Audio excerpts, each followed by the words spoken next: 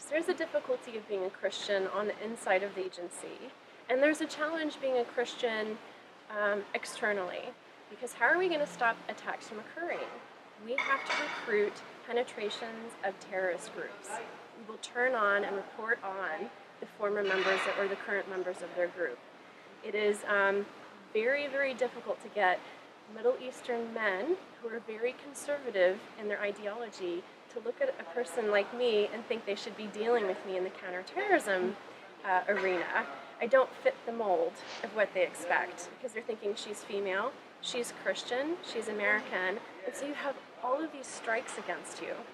But after you walk in the door, how you present yourself to the terrorist source that you're debriefing is incredibly important, and you have an opportunity to influence him and get him on board and get him invested in that relationship.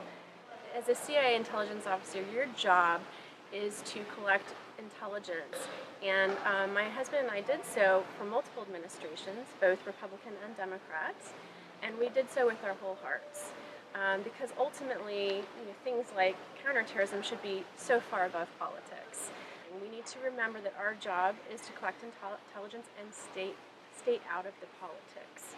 It's incredibly important for the president and the CIA to have a good, positive relationship. The reason is there needs to be some collaboration there. There needs to be back and forth. The president needs to be very clear about what answers he needs in order to make decisions.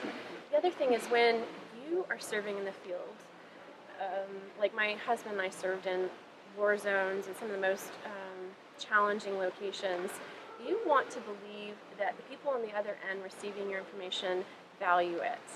We have a lot of problems. It's a hard place to work, and it's a very dog-eat-dog culture. But what's really critical when you're making changes to a bureaucracy is they have to be strategic, diplomatic, timed appropriately. So that's why it's incredibly important for there to be open dialogue and respect between the leadership of the CIA and the White House in order to facilitate the changes that we desperately need within our intelligence agencies.